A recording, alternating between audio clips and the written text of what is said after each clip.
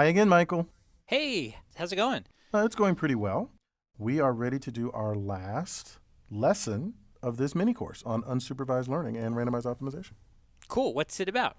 It is about feature transformation as opposed to feature selection. Cool. So they can change from vehicles into robots, I assume.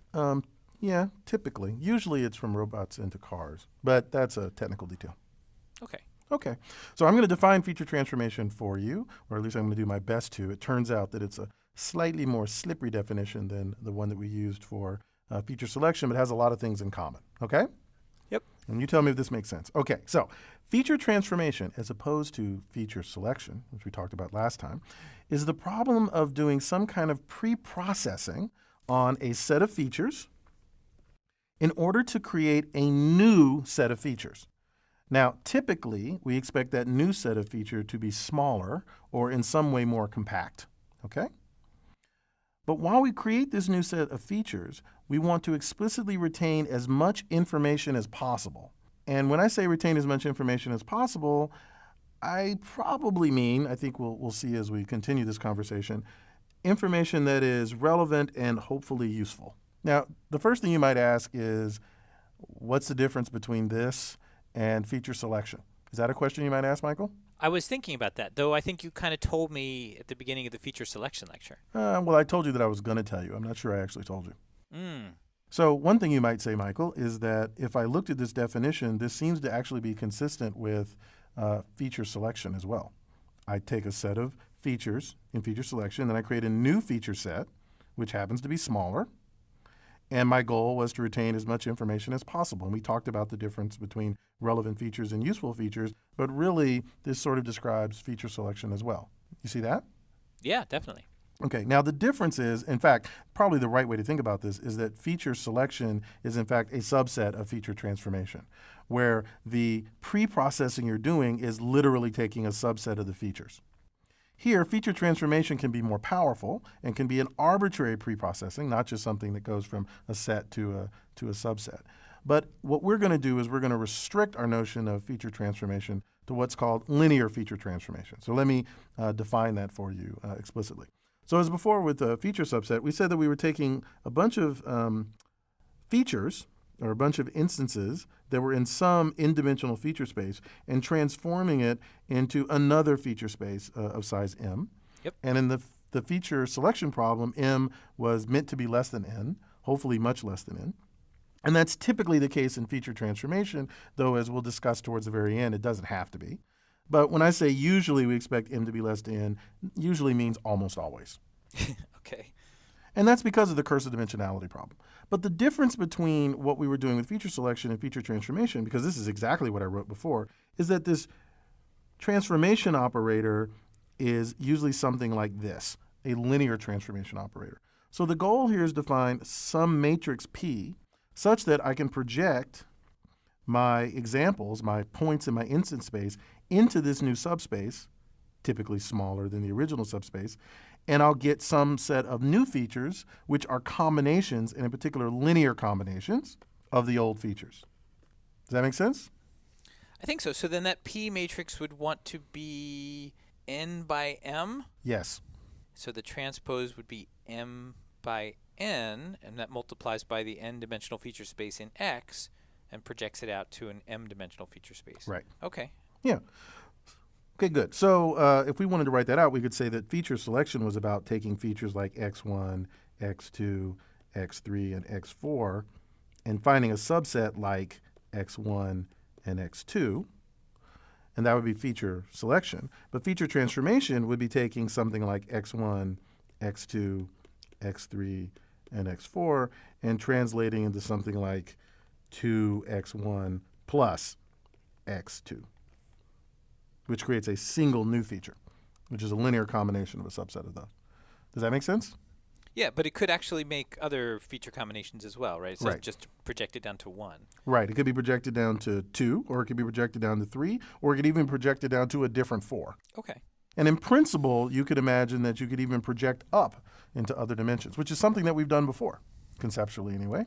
When we talked about kernels? Yeah, although those were typically nonlinear transformations. implicit in the notion was doing a nonlinear feature transformation. But we did it even before we learned about kernels. The very second thing I think we did.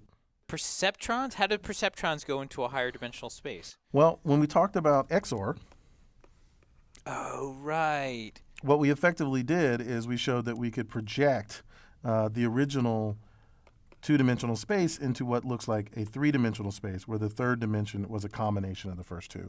And then you could actually do it with a linear separator. Ah, but that wasn't a linear transformation. That C was a nonlinear transformation. Right, because we were talking about Boolean variables. Yeah. But in the end of the day, it was still a kind of feature transformation. And in this case, a feature transformation where we went to a higher number of features.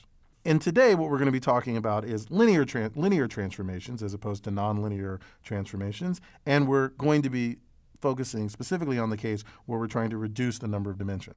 So the implicit assumption here, right, the kind of domain knowledge that we're bringing to here, or the belief that we're bringing here, is that we don't need all n features. We need a much smaller set of features that'll still capture all the original information and therefore help us to overcome the curse of dimensionality. It's just that that smaller subset might require bringing in information across the various features. Okay?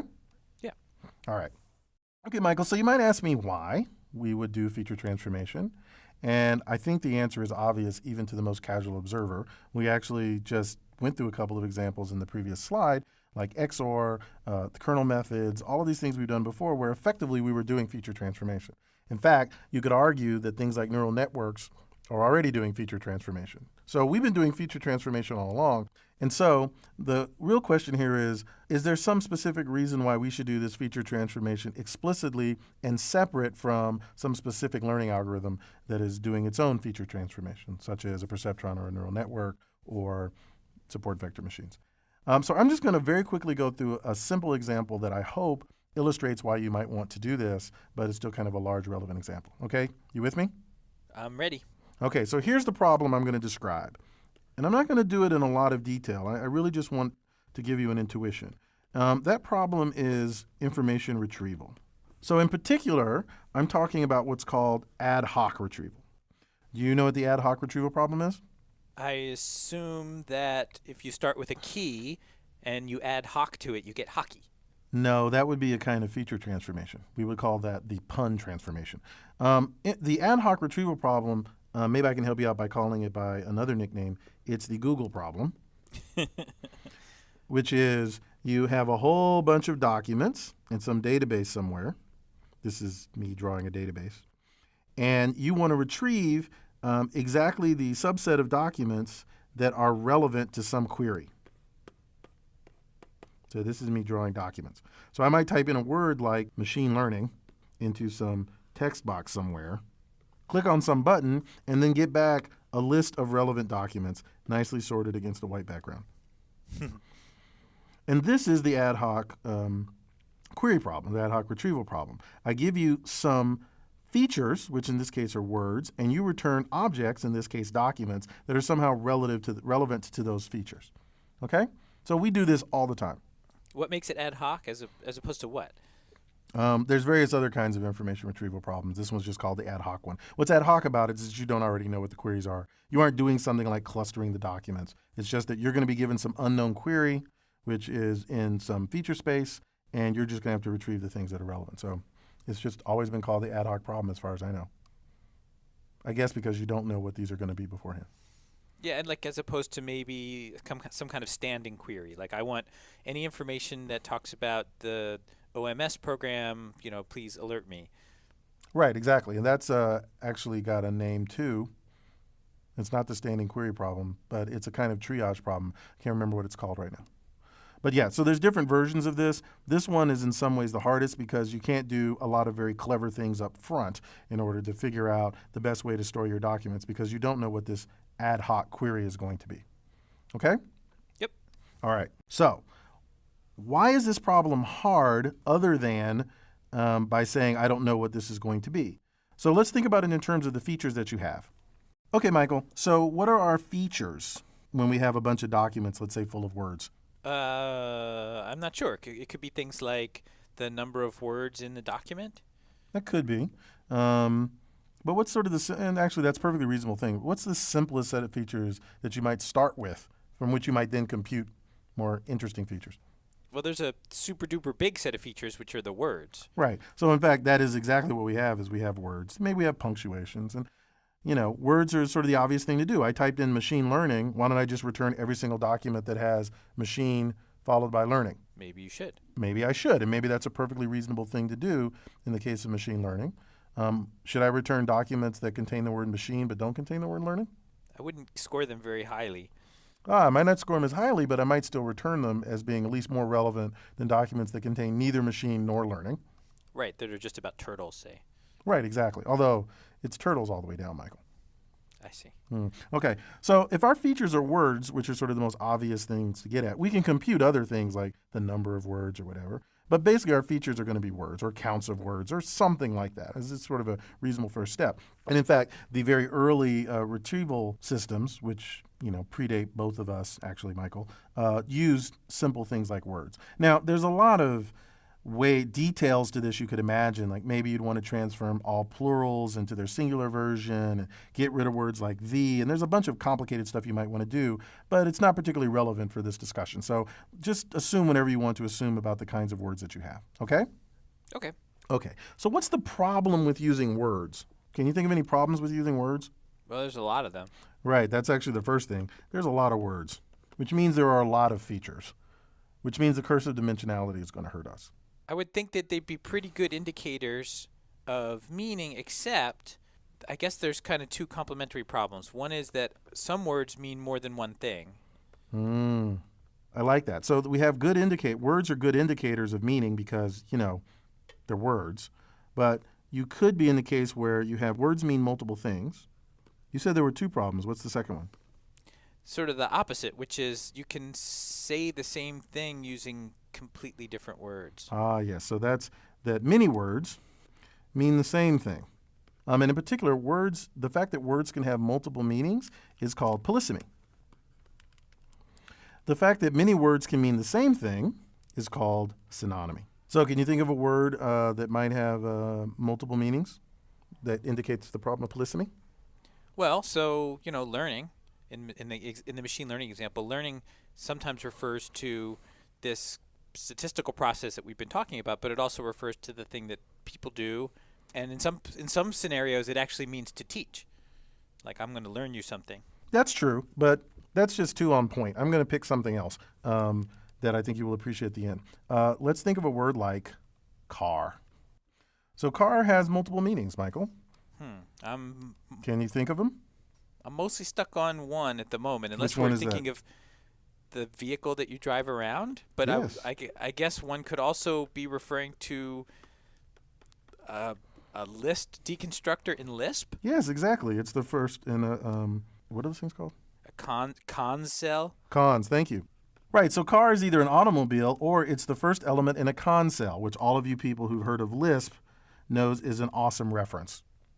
For those of you who've never used Lisp, which is clearly the greatest language ever written in all of history or that ever will be written, because it is a superset and subsumes all other languages, including natural languages, imagine this word instead as apple. And so apple can refer to a fruit or it can refer to a computer company or to a music company for that matter. But I prefer car. So car can mean automobile or it can mean the first element in a con cell if you're using Lisp.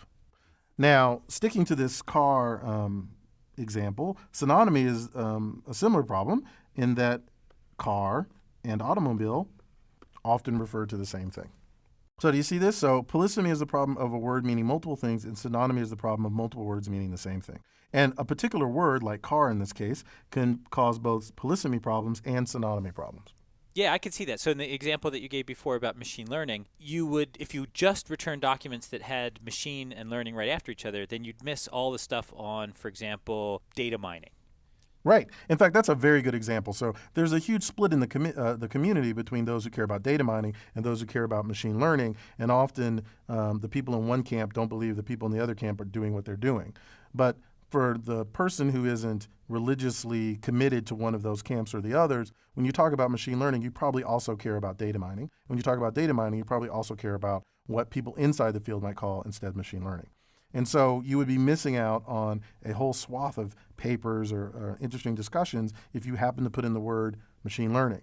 But similarly, if you put in a word like data mining, you might end up getting all kinds of documents that are about the data or about the data that you get when you literally mine for coal. Who knows? And it would cause you huge problems for getting exactly the relevant set of documents that you want. So we can actually talk about this in terms of the kind of errors that you get in, say, supervised learning. What kind of errors do polysemy give you, Michael? False. Well, there's false positive and false negative, and this is one of the things where it's going to return things that aren't relevant. It's going to say they're positive when they're not. So you've given me the answer. False positive. Okay, That's right, thanks. false positives. By contrast, synonymy gives you what? True positives. No. Wait, I negated the wrong word. False negatives. Exactly. In other words, it's going to... Wait, is that right? So false negative means, it's going to tell you something's not there when it actually really is. Right. So typing in car will not just give me the automobile articles about my Tesla, which is black P85 with black leather, fully loaded, and is like the greatest car on the planet, but it will also give me really awesome, but in this case, not what I'm looking for, documents about Lisp. Meanwhile, when I type in car, I will actually get all these things on automobiles, but I won't get articles that talk about automobiles without actually using the word car. So you can imagine that these sorts of problems come up all the time. You've got a set of features, in this case, words, which have this problem that although they're good indicators, they're insufficient. That is, we have a set of features that will generate both false positives and false negatives on their own, and more to the point, doing feature selection will not solve this problem. I can throw away a bunch of irrelevant words and even useless words, but I'm still going to have this problem of generating false positives or polysemy and false negatives or synonymy. And this goes beyond simply information retrieval and text retrieval into any generic problem where you have possibly a large set of features that have this problem of false negatives and false positives. So what we're going to get out of feature transformation is the ability to combine these features, these words, somehow into some new space where hopefully we will do a better job of eliminating our false positives and false negatives by combining words together. So we're going to leave this example for now, but just to give you an intuition about how a proper kind of feature transformation might help you, just let me point out that if I type in a word like car, you would expect, since I know what car kind of means, let's say automobiles in this case, I should pick up documents or score documents higher if they don't contain the word car, but they do contain the word automobile, or perhaps they contain a word like motor or racetrack or Tesla, right? That somehow words like Tesla and automobile and motorway and anything else you can think of that has to do with cars probably are highly correlated or highly related to cars in some way. And so it would make sense to combine words like automobile and car together into new features to pick up documents that are somehow related together that way. Does that make sense? So that's the intuition I want you to think of for the 3 algorithms that we're going to go over next. Okay? Yeah, I could definitely see how synonymy is going to be a win. When we index the documents, if we map them down to a lower dimensional feature space where one feature is used for anything sort of car related. I'm not sure how that's going to help with polysemy, but I definitely see how this feature transformation idea could be a win with synonymy. So that's right, and I think it's much easier to see how it works with synonymy than with polysemy. The way it could in principle help you with polysemy is that it will combine a bunch of features that together eliminate the ambiguity of any particular word. So as you type in more words together, it'll start to pick those things up while also eliminating synonymy. So we'll see. The way it's going to work in practice actually is that if you think of this, now we're talking about unsupervised learning, but if you think of this as a supervised learning problem, then you can imagine how you could ask yourself how to combine sets of these features, these words together, such that they still give you correct labels. And if you can solve that problem, you will end up solving both polysemy or synonymy, or at least minimizing their impact. Cool. Okay. So let's go from this specific example to far more abstract examples and talk about 3 specific algorithms. Okay, so the first linear transformation algorithm we're going to discuss is something called principal components analysis. Okay, Michael? Sure. Now, just to be clear here, the amount of time it would take me to derive principal components analysis and work it all out in its gory detail would take forever, and so I'm not going to do that. I'm going to leave that to reading. But I want people to understand what principal components analysis actually does and what its properties are. Okay? Yeah. Okay, so principal components analysis has a long history. It's a particular example of something called an eigenproblem. Okay. It's a particular example of something called an eigenproblem, which you either already know what that means or you don't. If you don't, then it means you haven't read the material that we've given you, so I'm going to ask you to do that. But whether you have or have not, let me just kind of give you an idea of what principal components analysis actually does. And I think the easiest way to do that is with a very simple two-dimensional example. So here's my very simple two-dimensional example. All right, so you see this picture, Michael? Yep. So this is a bunch of dots sampled from some distribution that happens to lie in a two-dimensional plane like this, okay? Yep. Now, so this is in fact two dimensions, so we have two features here. We'll just call them x and y. We could call them 1 and 2. It doesn't really matter. This is just the xy plane. And let me tell you what principal components analysis actually does. What principal components analysis does is it finds directions of maximal variance. Okay, does that make sense? Variance of what? The variance of the data. So if I had to pick a single direction here, such that if I projected it onto that dimension, onto that direction, onto that vector, and then I computed the variance, like literally the variance, of the points that were projected on there, which direction would be maximal? I would think it would be the one that is sort of diagonal. It kind of blobs along that particular direction. Right, that's exactly right. And to see that, imagine that we projected all of these points onto just the x dimension. That's the same thing as just taking that particular feature. Well, if we projected all of them down, we would end up with all of our points living in this space. And when we compute the variance is going to be something that captures the distribution between here and here. Does that make sense? Yep. Similarly, if we projected it onto the y-axis, which is the equivalent of... Those are examples of feature selection. Yes, it's exactly right. It's a feature selection. It's equivalent of just looking at the second feature here, y. I'm going to end up having a variance that spans this space between here and here. By contrast, if we do what you want to do, Michael, and we pick a direction that is about 45 degrees, if I drew this right, we would end up projecting points between here and here. Now, it's not as easy to see in this particular case, but the variance of points as they get projected onto this line will have a much higher variance than on either of these two dimensions. And in particular, it turns out that for data like this, which I've drawn as an oval that sort of has an axis that's 45 degrees, this direction or axis is in fact the one that maximizes variance. So principal components analysis, if it had to find a single dimension, would pick this dimension, because it is the one that maximizes variance. Okay, you got it? Sure. Okay, now, what's the second thing, what's the second component that PCA, or principal components analysis, would find? Do you know? I don't know what you mean by second. This is now a direction that has high variance, not Yes. the first one? Yes. Because it seems like, either the x or the y is pretty high, or something that looks just like that red line but is just a little bit tilted from it would also be very, very high. Right, that's exactly right. So, in fact, what principal components analysis does is it has one other constraint that I haven't told you about, and that constraint is it finds directions that are mutually orthogonal. So, in fact, since there are only two dimensions here, the very next thing that principal components analysis would do is it would find a direction that is orthogonal, or we think about it in two dimensions, as perpendicular to the first component that it found. I see. So there really only is one choice at that point. That's right. Or, there's two choices because it doesn't matter which direction you pick, in principle. So this is called the first component, or the principal component, and this is called the second principal component of this space. Okay? Does that make sense? Yep. Now, here's what's interesting about principal components analysis. You might ask me exactly how you do this. There's several mechanisms for doing it. For those of you who have dealt with linear algebra before, something like this singular value decomposition might be familiar to you. It's one way of finding the principal components. But principal components analysis basically has a lot of really neat properties. So let me just describe some of those properties to you. The first property is, well, the two that I've written here. It finds directions that maximize variance, and it finds directions that are mutually orthogonal.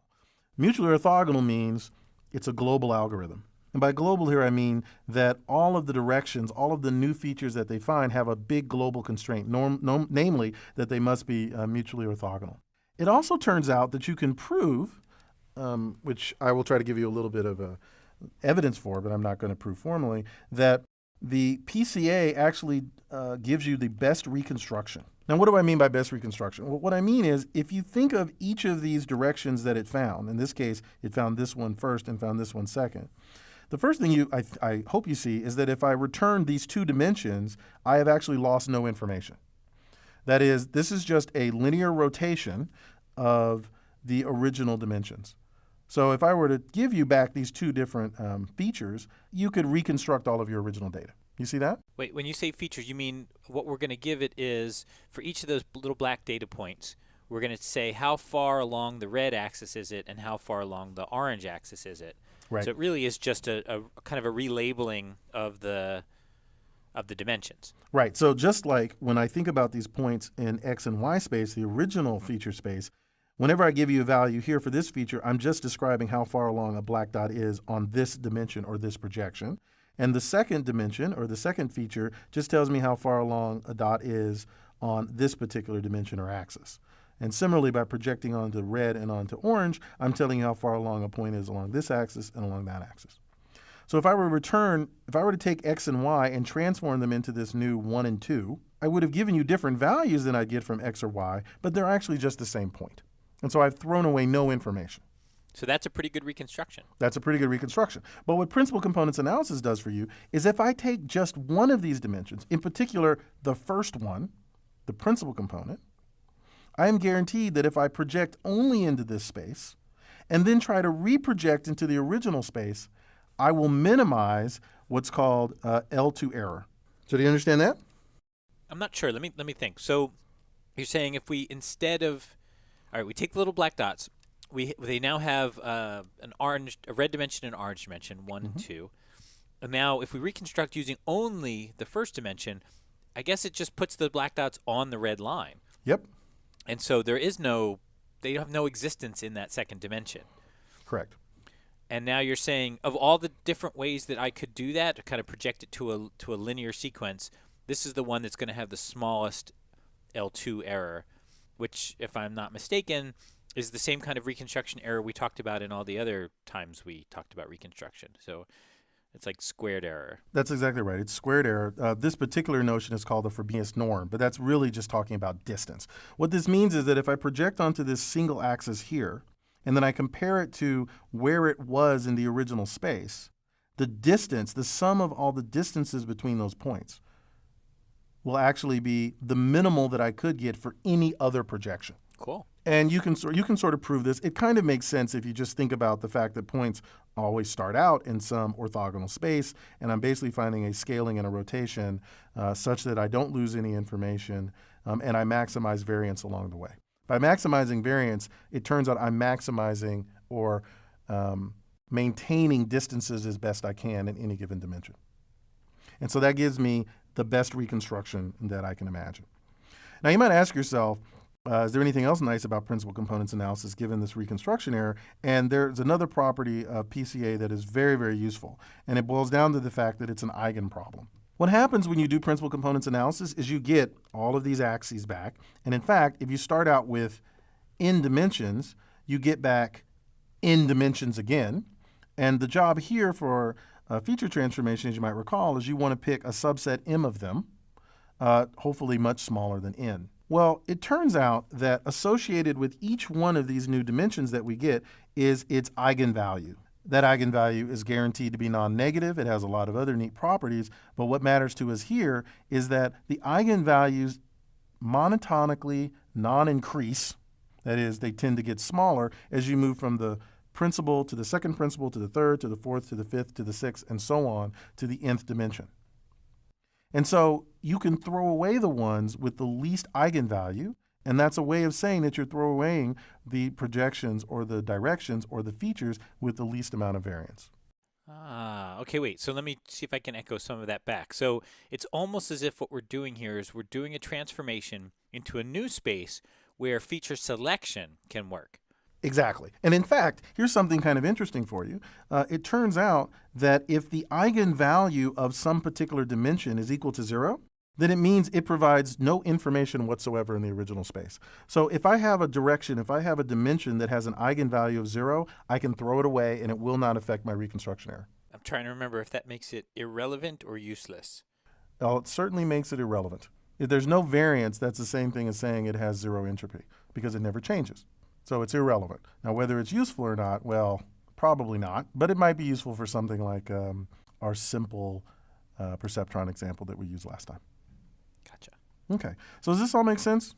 So one question I have is, in the example that we just kind of worked through, there was a blob of data, and when we drew the red line through the maximum variance direction, it went through the XY origin. Mm-hmm.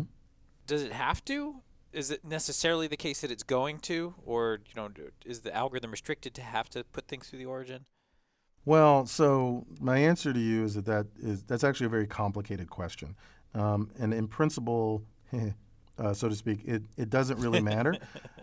But in practice, what people do when they're doing something like PCA is they actually subtract the mean of the data or the centroid of the data from all the data points, so it ends up being centered around an origin or the origin.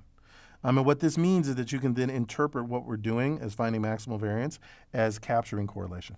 Okay, that's helpful. Otherwise, if you don't do that, what you end up with is effectively a principal component that at least intuitively kind of captures the notion of where the origin should be, and it's not terribly helpful for what it is we're trying to do. So my answer is no, it doesn't, and yes, it does. Okay? Sure. Okay, so that's basically PCA. It's got all these neat properties. Let's sort of summarize them again. Well, actually, let me add a couple beyond these. It is a global algorithm. It does give you best reconstruction error, which seems like a very nice thing to have.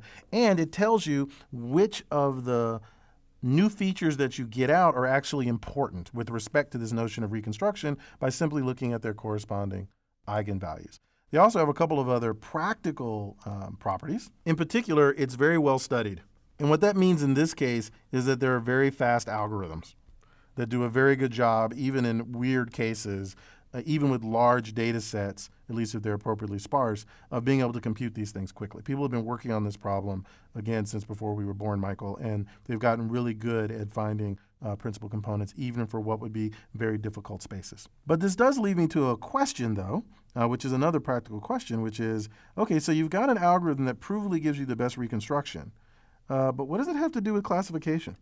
So this is kind of like the question we had before about relevance versus usefulness. So we find a bunch of projections which are relevant in the sense that they allow you to do reconstruction, but it's not clear that if you threw away some of these projections, the ones with low eigenvalue, that even though you'd be able to reconstruct your original data, it's not clear that that would help you to do classification later. Can you see how that would work out? Sure. I mean, like, it just could be that that's not where the information is about what the labels ought to be. Right. So imagine, for example, that one of your original dimensions is in fact directly related to the label, and all the rest are just, say Gaussian noise. But that the variance of that particular direction is extremely small. It might end up throwing it away. It'll almost certainly end up throwing it away, which means you'll end up with a bunch of random data that doesn't actually later help you do classification. And that's because this looks a lot like, if I can do the analogy, a filter method. I was going to say that, yeah. Yeah. So this is kind of like filtering. And in fact, it's going to turn out that the other two algorithms we look at too are like filtering, although their particular criterion might be more relevant. We'll see. Okay? All right. So do you understand principal components analysis? Again, I'm not asking you to understand exactly how you would run a principal components analysis algorithm. That stuff's in all the text. But just to sort of understand exactly what it is it's trying to do, what it's trying to accomplish. Yeah, I think so. So it's taking the data, it's finding a different set of axes that are just like regular axes in that they're mutually orthogonal, but it lines up the variance of the data with those axes so that we can drop the least significant ones, and that gives us a way to do feature selection. But the whole thing is a feature transformation algorithm in the sense that it first moved the data around to be able to do that. That's exactly right. So you do transformation into a new space where you know how to do filtering. Got it. Excellent. Okay, Michael, so the second algorithm that we're going to look at is just like principal components analysis, except it's called independent components analysis. Okay, and the major difference is really the difference between the first word, principal and independent. So the main idea here is that PCA is about finding correlation. And the way it does that is by maximizing variance. And what that gives you is the ability to do reconstruction. What independent components analysis is doing, often called ICA by those in the know, is it's trying to maximize independence. Very simply put, it tries to find a linear transformation of your feature space into a new feature space such that each of the individual new features are mutually independent. And I mean that in a statistical sense. So you're converting your xi, your x1, your x2, your xi, dot, dot, dot, into some new feature space. Let's call it, I don't know, let's call it a y. y1, y2, yi, dot, dot, dot, dot, such that each one of the new features are statistically independent of one another. That is to say, their mutual information is equal to 0. Does that make sense? And this is going to be a linear transformation? It's going to be a linear transformation. To make them statistically independent. So I find some linear transformation here, which is going to take my original feature space, which I'm representing with these x's, and transform it into a new feature space such that if I were to treat each of these new features as random variables and compute their mutual information, I would get, for all pairs, a mutual information of 0. That's part one. And the second thing that it's trying to do is it's trying to make certain that the mutual information between all of the features, y, and the original feature space, x, is as high as possible. So in other words, we want to be able to reconstruct the data. We want to be able to predict an x from a y or a y from an x, while at the same time making certain that each of the new dimensions is in fact mutually independent in a statistical sense. I think I'm going to need an example. So it is important to get an example. I think the best way to kind of see an example here is to draw a little picture for you that tells you what the sort of underlying assumption behind ICA is. So here's the kind of, or at least the way I see what the fundamental assumption of ICA is. And that is this. You're assuming that there's a bunch of things in the world, and these are going to be hidden variables. And they've got some properties that are associated with them. They're random variables. They are mutually independent of one another. That is, if I know the value of one, it doesn't tell me anything about the value of the other. But we don't know what they are. And what we get to see are observables. And these observables are given rise to by values for the hidden variables. And they somehow combine in a sort of linear fashion. And our job, the job of any learner in this case, any unsupervised learner in this case, is given your observables, try to find the hidden variables under the assumption that these hidden variables are in fact independent of one another. So what's a concrete example of that? I'm going to give you a concrete example of that, then I'm going to give you a demo that we found on the web, okay? Okay. So one problem where we know this is true is something called the blind source separation problem. So what's the blind source separation problem? It also has another name, which is the cocktail party problem. Do you remember the cocktail party problem? I think so, yeah. So describe it to me. So, not that I go to a lot of cocktail parties, but if you're in a large group of people, like in a cafeteria or something like that, and you're trying to listen to a conversation, it can be very challenging because there's all these different conversations happening simultaneously. And we need to be able to pull out that one source that we're caring about so that we can listen to it while kind of separating it out from what all the other noise sources are. So what you just described to me is that somehow you have a bunch of people. So there's Charles, there's Michael, and there's Pushkar. And they're all talking at once. And let's imagine in place of ears, we have microphones. And these microphones are actually recording everything that they hear. So this means that this first microphone is going to hear me. The second microphone's also going to hear me, and so is the third microphone. However, they're going to each hear me at a slightly different volume, at a slightly different delay. Okay? Because they're placed sort of randomly around the room. You with me? I think so, yep. Okay. Similarly, Michael, who just keeps talking and talking and talking, mostly about puns, is also going to be picked up by each of the three microphones. And Pushkar, mainly complaining that we aren't doing enough quizzes, is also going to be heard by the three microphones. In this case, if you look at our other examples, the people are the hidden variables. That is, they're the things that are causing events to happen in the world. But what we have are observables, are the microphones, and what it is that they're recording. Now, if we're in a small enough room It turns out that physics tells us that even though our voices are all nonlinear and sound doesn't travel in a very linear fashion of the way that we would like, it turns out that in a small enough room with all of the reflections and everything, each of these microphones are well modeled as receiving some unknown linear combination of all of the sources. So this means that each one of these microphones actually contains a different linear combination of each of our voices. Okay, you with me? Yeah, it's interesting. Right. And so really, if I were to give you these three recordings and I wanted to figure out what, say, Michael Littman was saying, all that information is here, but I can't extract Michael Littman from microphone 1 or microphone 2 or microphone 3. But given all of these microphones, I can, in fact, recover just Michael alone, just Charles alone, or just Pushkar alone, because ICA exactly tries to find this notion of mutual independence without losing any information from the output. And this model here of three people talking mostly independently and being recorded by linear combination by different microphones is exactly the model that ICA was designed to represent. So just to sort of drive this home, let me give you an actual example that we found on the web where they do exactly this problem. Okay? Sure. Okay, Michael, so I pulled up this web page. We will provide a link to it on our own web pages, and you'll notice there's a really nice copyright here, and this is all free to use, so I'm not doing anything wrong here. They're going to use independent components analysis as a way of recovering original sounds. So here you see that I've clicked onto a police car, somebody talking in a commercial, and let's say this dude here. And what it's going to do is it's going to generate sounds for each of these three sources that are all independently generated, and it's going to mix them. So if I click on these icons here of these microphones, see, these look just like what I drew before, you'll be able to hear each of their sounds combined together. So I'm going to put my microphone very close to it so you can hear it. Riippumattomien komponenttien analyysi seuloo suurista tietomääristä automaattisesti esiin käyttäjän kannalta oleellista. And here's another one of the microphones. The guardians of the electronic stock market NASDAQ have been burned by past ethics questions. Okay, so Michael, could you hear that?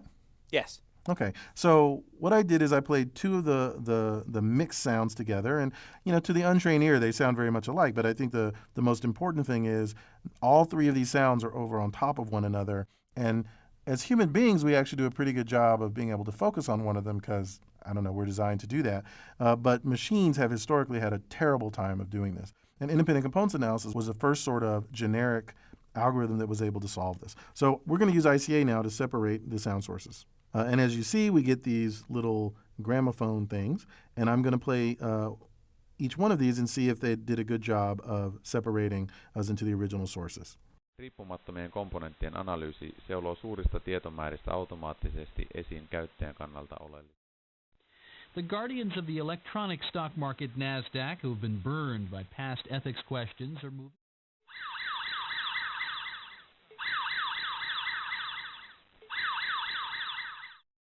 Okay, so wasn't that kind of cool, Michael? I mean, we took these completely mixed up sounds and we were able to recover the original by using independent components analysis. That's fascinating. I don't still understand what it's doing, but it's pretty neat that it could do that because it sounded pretty mixed up to me. Well, it was. It was, in fact, each one of these three sources that we eventually heard were, in fact, arbitrarily, linearly combined into each of these separate microphones. And there's really sort of no way in which you'd be able to recover the original sounds because there's no reason for you to be able to do that. But people do it all the time. And now with something like independent components analysis, you can also do it. And the reason it works with independent components analysis, and that fundamental assumption that it's making, is that whatever's generating in these cases these sounds, the sources, are statistically independent of one another, which happens to be true in that case, and they're combined together in a way that is a linear combination. Now, there's a lot of details here, and again, when you read the material, you'll see exactly how independent components analysis works, but intuitively, all it's doing is taking this particular model and by using mutual information directly to find things that are independent of one another while not losing any information from the observables, it's able to reconstruct these sounds. And it's able to do this incredibly quickly and incredibly well under a large number of conditions. Okay, Michael, so let's try to be a little bit more detailed about kind of the mechanics of how you would make this work. The algorithms for finding independent components analysis are in all the reading, but I do think it's pretty easy to kind of get lost if you don't sort of turn these matrices into actual numbers. So let me just sort of give you a quick example of how we would do this specific thing here and see if that helps, okay? Mm-hmm. Okay, so how would you go about turning this into a problem that something like, an actual algorithm that uses numbers could do? Well, it turns out it's fairly straightforward, and let's just take this particular example here with people talking to a microphone. Basically, you create a matrix, which are samples of all of the sounds. So in our original space, we have, this handsome person here. We have this other, let's say, similarly handsome, but in a different way person here. And we have this other person with my poor attempt to draw hair over here. And they're talking. Well, what we end up doing is we basically take this sound wave and we sample it. And what does it mean to sample it? Well, you represent sound in a computer as a sequence of numbers, just like you represent pictures as a sequence of numbers. And in fact, you represent words as a sequence of numbers. And so we basically turn these sound waves into a matrix full of values. So as I described before, Michael, each one of these microphones is actually getting a linear combination of speech from each of these three individuals. So if we think of microphone 1, it is seeing some kind of sound wave, which is, again, a linear combination from each of these people generating the sound wave. The same is true for microphone 2, and similarly for microphone 3. Now, of course, we're talking about recording these, and we're thinking about computer programs, which means we take this continuous sound wave and we sample it at a very fast rate, and what we end up with is a sequence of numbers that represent the particular pressure that we're getting in these sound waves. So these sound waves get converted into a sequence of numbers, and I'm just going to make up some numbers for this. And now what we have is a matrix where each row represents a feature in our original feature space. And by original here, I mean the feature space that we see, each of our microphones. And every column represents a sample, say at time 0, time 1, time 2, and so on. Does that make sense? Yes. And so, since each of these is a linear combination of these voices we get here, our goal is to find a projection, like we did before in the original definition of the problem, such that if we projected this onto here, we would end up with a new feature space that corresponds individually to each of these people. And you could do this with anything. It doesn't have to be sounds. If we think about the ad hoc query problem that we went through earlier, each of these would be words, and say their presence of words would be your features. And each of these columns would be documents, say. And the goal would be to find a projection given a set of documents that allowed us to recover some underlying structure that was useful for classification or for information retrieval. Does that make sense? Yeah, and can you say, what does it mean for that sequence to have mutual information? So as you recall, because I know that you listened to Pushkar's discussion about mutual information and entropy and so forth, all mutual information is a measure of how much one variable tells you about another variable. And the assumption here is that each of these people talking has no mutual information. That is, they're talking independently of one another, or the sounds that are coming out of their mouths don't allow us to predict the sounds that are going to come out of another person's mouth. So it may be that these people are actually talking to one another, as we often do. Charles might be talking to Michael, who's talking to Pushkar, who's talking back to Michael, who's talking to Charles. But the exact sound waves that we see are actually independent of one another. So if that turns out to be true, what independent components analysis is trying to do is trying to recover features, in this case, it turns out to corresponding to individual speakers, such that their sound waves, or the values that you see, are statistically independent of one another. Okay, and that's what this does. But since we could always come up with arbitrary projections that are statistically independent, it's important that whatever our new transformation gives us, it actually has some relationship with the original values that we saw. So somehow we want to be able to transform this into this in a way that we don't lose any information, in much the same way that PCA was trying to minimize the loss of information. And so we not only want each of the individual new features, in this case people, to be statistically independent, we want the amount of data that we get from these people compared to the amount of data that we got originally from the microphones to actually strongly predict one another. And if the mutual information between the microphones and our candidates for the people's voices have high mutual information, then it means we haven't lost anything. And so those two things together, those two constraints, force us into a situation where if this model is true, we construct the original voices. Okay, Michael, so I'm going to see if you understood that fire hose of words that I threw at you by giving you a quick quiz. Thanks. Yeah, you're welcome. So what I have down in the middle here is a bunch of phrases that might describe PCA, might describe ICA, might describe both of them, or might describe neither. Okay? And what I want you to do is check off under PCA each one of these that applies, and check off under ICA each one of these that applies. Okay? Does that make sense? Sure. Okay, go. Okay, Michael, you got answers for me? I think so. Okay, good. All right, so let's look at the first one. Mutually orthogonal. Does that apply to PCA, ICA, both, or neither? So it was one of the defining properties in PCA. So I would say PCA. Okay, that's fair enough. That is actually correct. What about ICA? I don't know. It's not one of the defining features. It wasn't even thinking about orthogonality. That's right. And in fact, ICA, by finding independent projections, are almost all but guaranteed to find ones that are not mutually orthogonal. It doesn't care at all. So in fact, this is what makes PCA a global algorithm in the sense that it has this global constraint of mutual orthogonality, where ICA, really, there's nothing in its definition that cares about that. So this should be unchecked. Okay. I'm going to put an X there to represent unchecked. Okay, got it? Yeah. Okay. What about mutually independent? So that was how ICA was trying to construct its, I don't want to say features. Yeah, I guess the transformed features. That's right. It was trying to create them to be mutually independent. So I would check ICA in that case, and PCA didn't use that language at all, so I would just not do that. Okay, that's fair. I will point out, though, that it turns out that PCA is trying to do something that sometimes will create things that are mutually independent. But we'll see that when we answer the next question. But you're right, PCA does not care about mutual independence. Okay, what about the third phrase, maximal variance? All right. Again, I feel like this was one of the defining features of PCA. So it was trying to choose dimensions that maximized variance. That's right. And what about ICA? In terms of variance, again, it wasn't really discussed in that context. Right. ICA is specifically interested in notions of independence, statistical independence, not in issues of variance.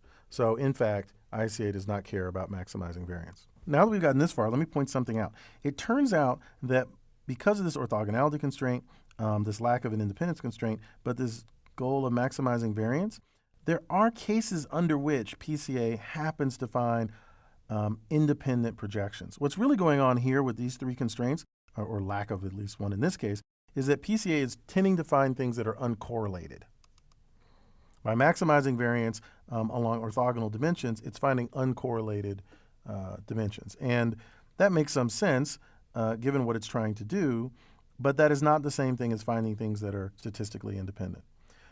Again, there is a particular case, there's a specific case where that does work out, and that's when all of your data is in fact Gaussian. Oh, interesting.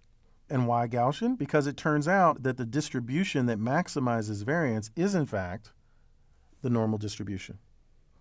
That's my interpretation of a normal distribution.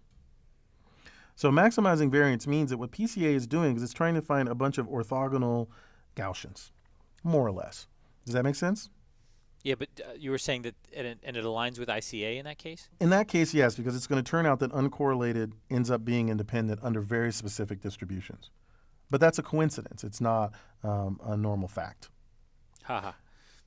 But by the way, this is probably worth pointing out here, something that at least I think is kind of interesting here, which is since ICA is only trying to find things that are independent of one another, here's our little symbol for independence, as opposed to things that are uncorrelated, things that are Gaussians, it turns out that whatever it is PCA is doing, it is not working under the same underlying model as ICA.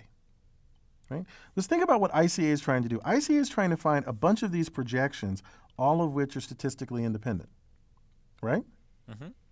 What happens if I take a whole bunch of statistically independent variables and I add them together? In other words, I create a linear combination of them. What am I going to get?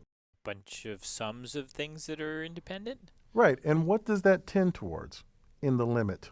I want to say the law of large numbers tells us that it turns normal. That's exactly right. If I take a bunch of independent variables and I sum them together, that is, I create a linear combination, I, in fact, end up with a Gaussian. And that is the central limit theorem.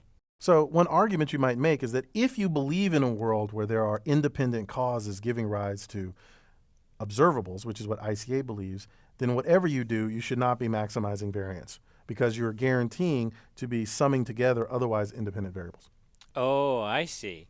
I see. So by trying to find things that are maximal variance, it's trying to mix together through the central limit theorem all these things that are independent. So it's specifically not teasing apart the independent things. It's trying to smoosh together the independent things. Right, under certain assumptions about the distributions of these individual variables. So another assumption that ICA is making is not just that these variables are independent, but that they're highly non-normally distributed. And if that's the case, then ending up with things that look like Gaussians has got to be exactly the wrong thing to do, if that assumption holds to be true. Okay, what about maximal mutual information? My understanding of what you described for ICA said that this is what it's trying to do. It's trying to find a new feature space where the features are maximally, the mutual information between them is as large as possible. So I would check the ICA in that case and not the PCA. Let me clarify something you said. How can it be trying to maximize mutual information while also trying to make things that are mutually independent? I think you would describe them both in the same language. So what is it trying to make mutually independent? Different features, the new transformed features. Right, so each of the new transformed features is independent with all the other new transformed features. So what is it trying to maximize mutual information between? Oh, I see. The information, that content of the original features and the new features. Right, so this is about joint mutual information between all the original features together and all of the transformed features. There it's trying to maximize mutual information. But inside the new transformed features, it's trying to make them pairwise mutually independent. All right, I think I said that wrong because I understood it wrong. So thank you for clarifying. You're welcome, but now you understand it right. Maybe. Okay, let's go with that because you got the check mark right. What about PCA?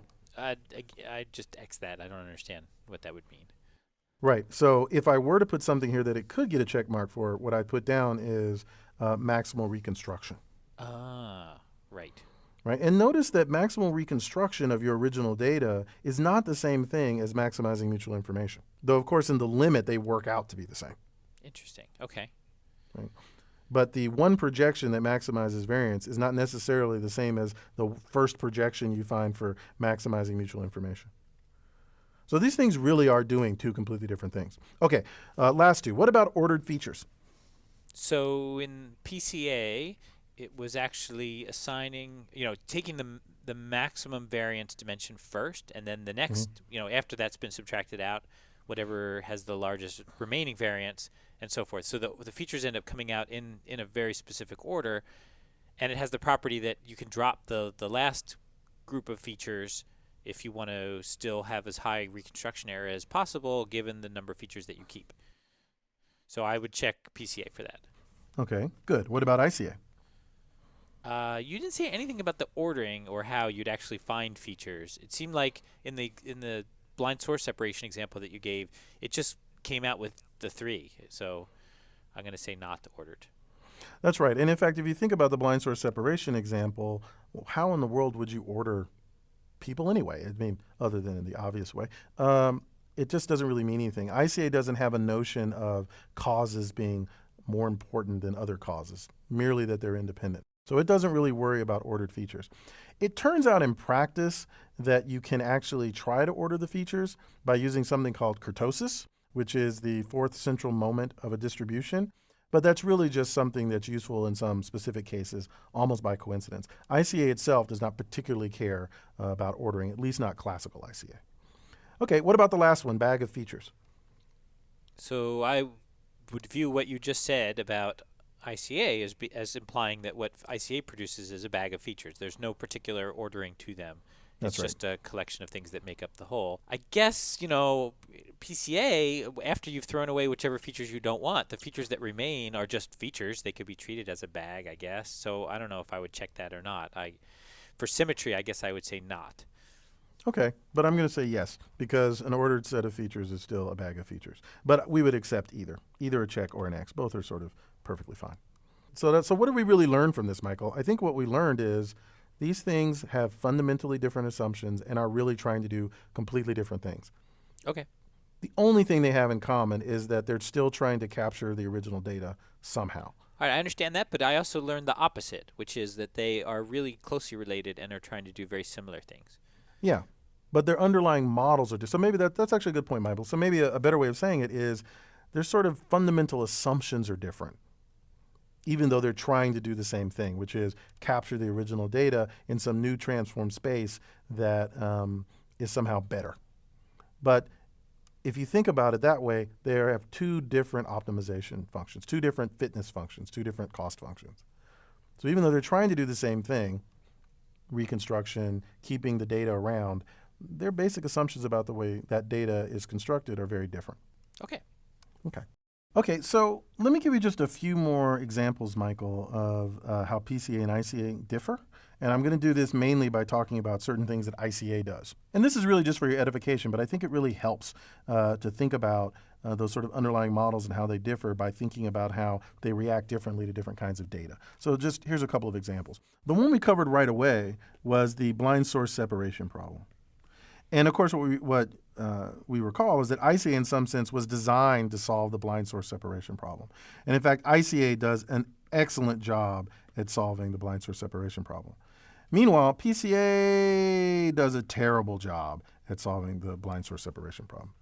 And that's just because it's assuming these kind of Gaussian distributions. It just does not recover what's going on.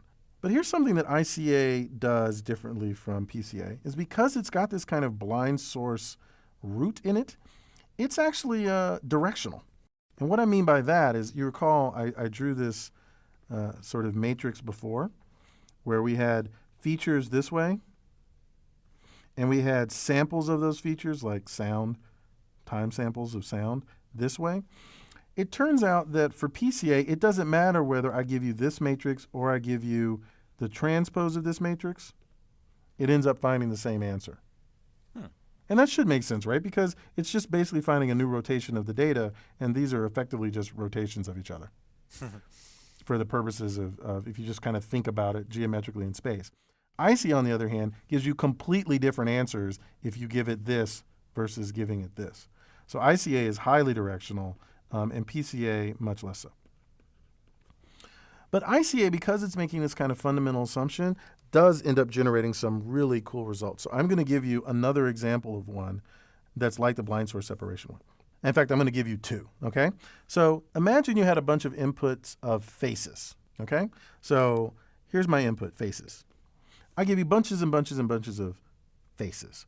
What do you think PCA would do? What do you think the first principal component of PCA would be over pictures of thousands and thousands and thousands of faces? Overall darkness of the image?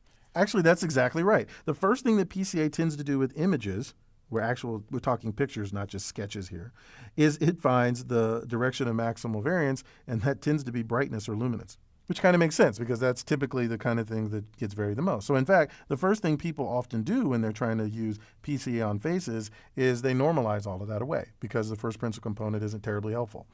It's just kind of giving you the average light. What do you think the second thing it would find would be? Hair versus not hair? No, interestingly enough. What it ends up finding is sort of the average face, which is kind of like the question you asked me earlier about what happens if you go through the origin. So there's actually names for this. It's called the eigenfaces because, as I noted before, it's an eigen problem. And it basically finds kind of the average face. And that's kind of weird, but it works for reconstruction. I don't know what the average face here would look like. Probably something like this. Yeah, so you can see how useful that would be. Not even clear that's a face. But it works for reconstruction. Do you know what ICA ends up finding? Noses? Yes, it finds noses. It finds eye selectors. It finds mouth selectors. It finds hair selectors. And I think intuitively the way I would think about this is because PCA is doing this global orthogonality thing, it's going to be forced to find global features. ICA, I didn't say was global, and that's because it's basically local. It doesn't care about orthogonality. So it tends to find parts of. If you feed it the matrix the right way, it tends to find parts of. And so it ends up finding these little selectors. So this has a really nice outcome in cases like natural images or natural scenes. So what do you think happens, Michael, if I take natural scenes, pictures of the forest and grass and walking around, just things that I would see if I were just walking out in the world and taking bunches of pictures, and I feed it into ICA. Well, the answer for PCA, by the way, is the same as before. You get brightness, you get sort of the average image, things that really make sense if your goal is to do reconstruction. But ICA actually gives you something different. What do you think the independent components, the underlying causes, so to speak, of natural scenes are? I'm still thinking about the face parts, but by analogy, it seems like it would be the things in the world, like trees and rocks and ground. Not quite, and that's, I think, in part because there are too many of those things that kind of overlap in too many different ways. It actually finds something more fundamental. Edges. That's exactly right. ICA finds edges. Now, for me, that is incredibly satisfying. It says that the independent components of the world are edges. Now, there are two things that come out of this. One is just the satisfying feeling you get by realizing that there's an algorithm that on its own recovers something fundamental like edges. That's very nice. But the second thing that's nice about it is once I use ICA to do my feature transformation and discover that what it's learning are edge detectors, well, then I can just write edge detectors. I can just write algorithms that are very fast, very efficient, that can go through images of natural scenes and pull out the edges. It's unclear how to do that with, different principal projections. But if edges are the fundamental building blocks of natural scenes, then there are people who know how to write edge detectors very quickly. By the way, you get a similar result. I won't talk about it, but you get a similar result in our information retrieval problem where you have documents. And you can read this in the material we give you. But what ICA ends up giving you for documents are topics.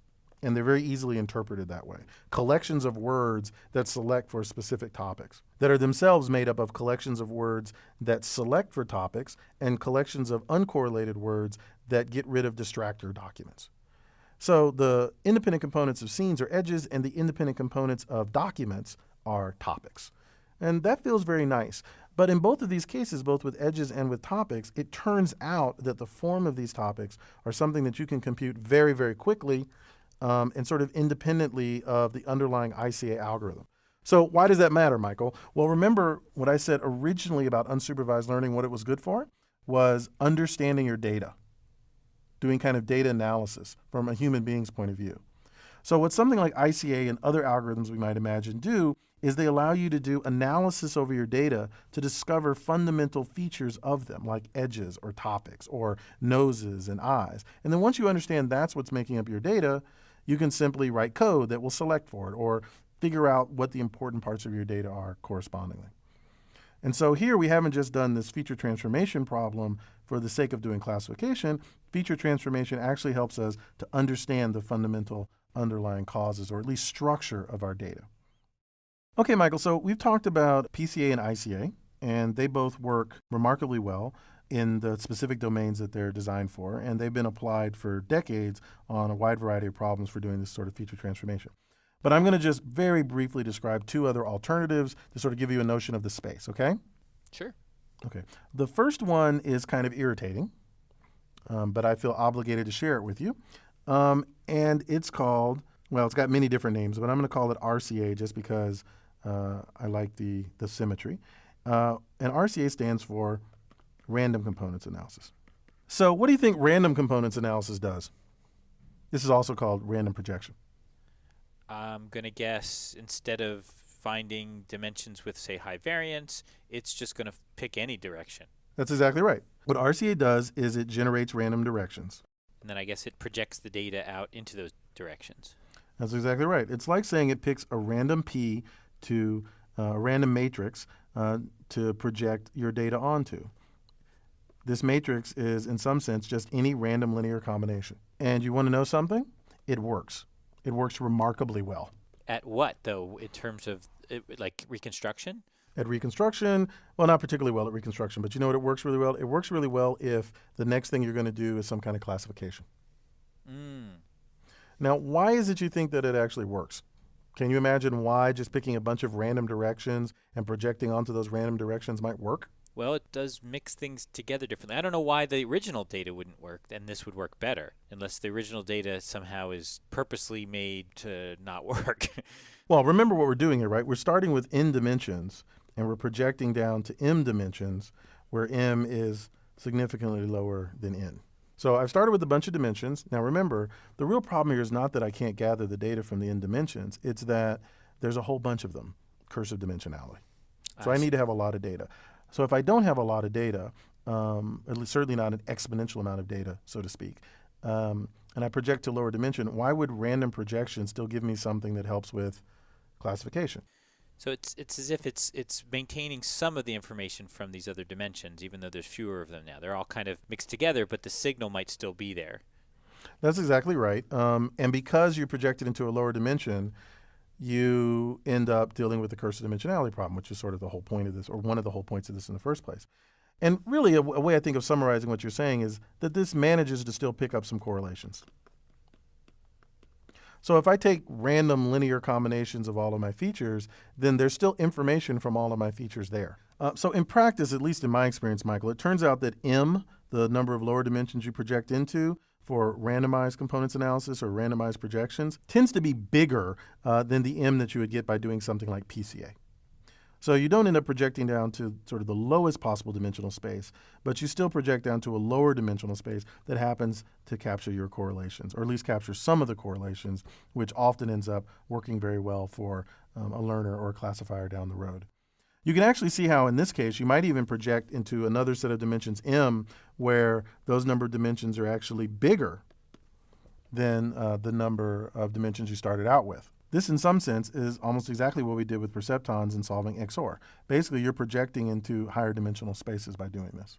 Does that all make sense? Yeah, I think so. I mean, it makes sense to me that it would be not as efficient in some sense as PCA, because it sort of reminds me of, if I want to paint my wall, I can very carefully paint all the little pieces of it, or I could just splatter stuff at it. And it generally takes more when you splatter because you're not being as systematic, but it does ultimately cover your wall.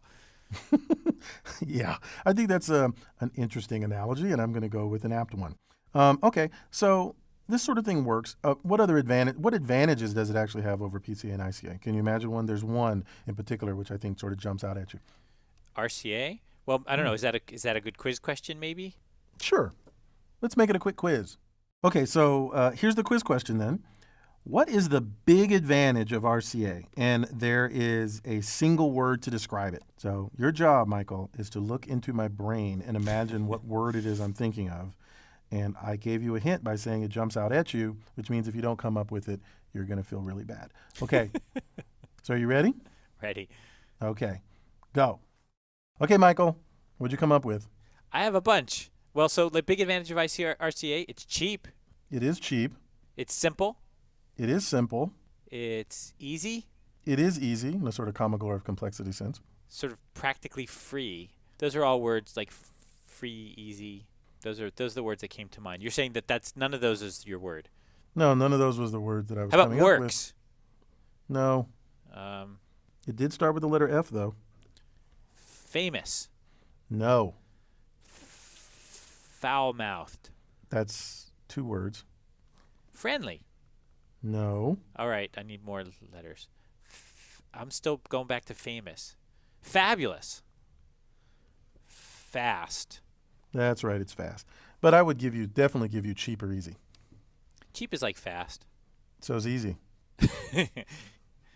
All right. At least that's what the slang term meant where I grew up. Anyway, okay, so anything that captures fast, cheap, easy, whatever would do here. But what's irritating about this, and actually things like k-means and k-and-n and a whole bunch of other algorithms, is that they're so freaking simple, and yet they manage to work. And that can be kind of annoying sometimes because, as machine learning people, we want to come up with these complex things that work. But as a very brilliant man once said to me, you must earn your complexity. So RCA, randomized components analysis, or really randomized projections, has this very simple way of thinking about the world. I'll just randomly throw things together, and it turns out to pick up correlations along the way and work pretty well. And its big advantage, other than working sometimes, is that it's very, very fast.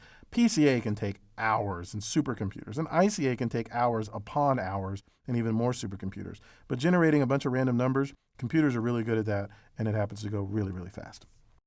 So the second alternative I just wanted to mention very briefly is something called LDA, which is short for linear discriminant analysis. So any guess on what linear discriminant analysis might do, Michael? Well, linear, so it's got a linear in it. Discriminant reminds me of like classification lines. Yes. So what linear discriminant analysis does is it finds a projection that discriminates based on the label.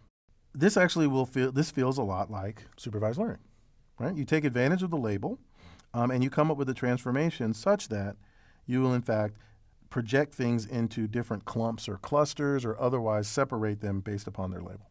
So you can imagine using a lot of algorithms as we've used in the past. In some sense, what they're doing is linear discriminant analysis. They're finding lines or finding linear separators between different clumps of points. And if you think about the binary case, for example, you could think of SVM as doing something like this, where what you've done is you transform your points not into a specific label, plus or minus, 1 or 0, yes or no, but you instead project it onto the line such that it will clump things accordingly. And you use the value of that projection as a way of re-representing the data. Does that make sense? Yeah, and this approach seems a little different from all the other ones in that it's actually paying attention to how the resulting components are going to get used, right? That's exactly it right. actually is going to try to help you specifically with the classification. Right, that's exactly right. All three of the examples we gave before feel almost like filter methods, right? In that they have some criterion they're trying to maximize, even though randomized projections is, who knows what it's trying to maximize besides randomness. But they don't care about the ultimate learner or the ultimate label that's associated with them. Whereas LDA does care explicitly about the labels and wants to find ways to discriminate, finds sort of projections or features that make it easier for you to do that discrimination. Now, it also does not care about what learner is going to happen next, but it does care about the label. So it does end up doing something slightly different and works pretty well in a world where you have very simple things that can be linearly discriminated. Okay? Yeah. So that's it for the alternatives. I actually think that's pretty much it for feature transformation. So Just why a don't we quick- wrap up? Just a quick question, though. So LDA, I've heard of LDA in this context before, meaning something else, like latent Dirichlet allocation. Yeah, but that happened long after linear discriminant analysis, and we haven't moved past the 90s. Well, I'm just saying that it does seem, and I think it is actually an unsupervised approach. Oh, oh, no, absolutely. But is well beyond the scope of the discussion that we're going to have here. All right, as you wish. But it is, in fact, every time you see a D, you can think Dirichlet. Which is the computer science pronunciation. Other people pronounce it differently. Yes, because the correct way of pronouncing it is sort of beyond it has another syllable in there. Is it German or something? Yeah. Who's Dirichlet? Is it Dirichlet? Dirichlet? That sounded German. Okay, so let's wrap up, Michael. All right. Okay. Okay, Michael, so we've gone on a journey of discovery through unsupervised learning.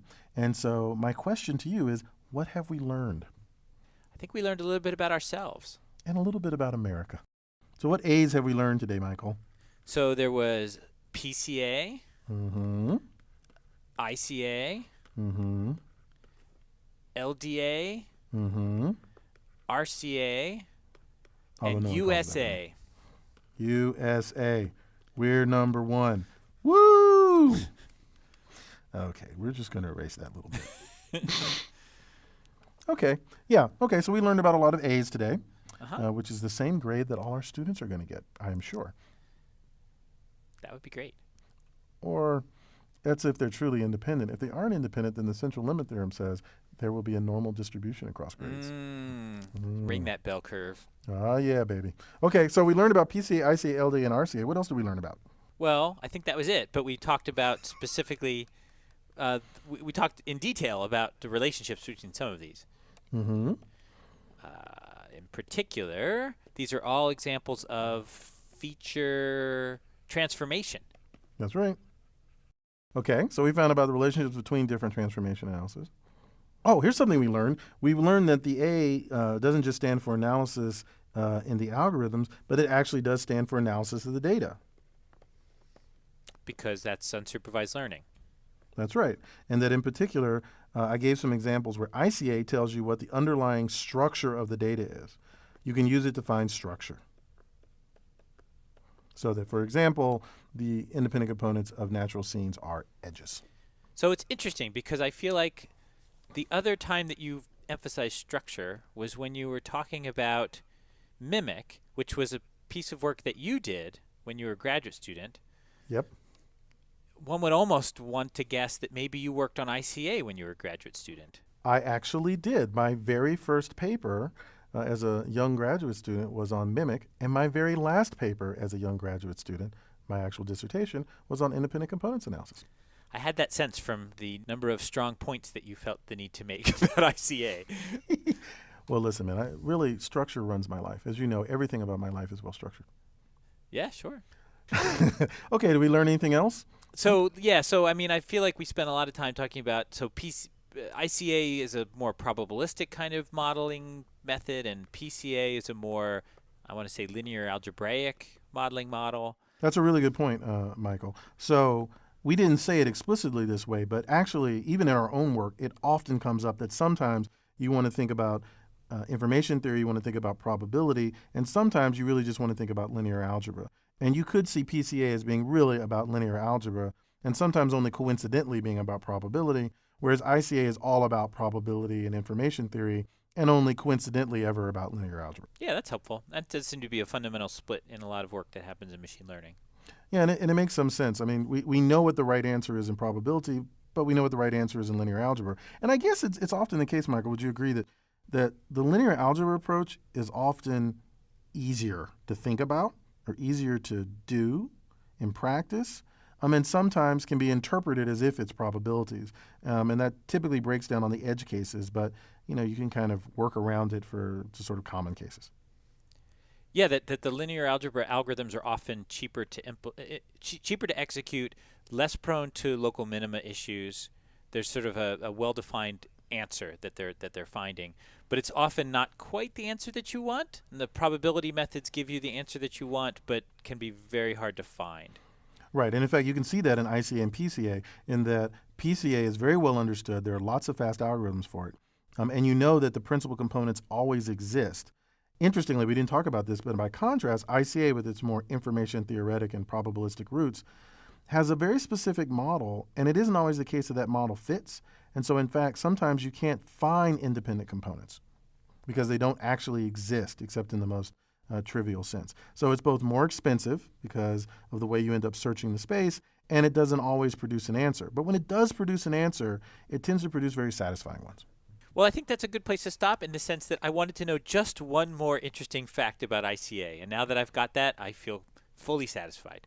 Well, there's another fact I can tell you, which is that it's the only one of these algorithms that start with a vowel.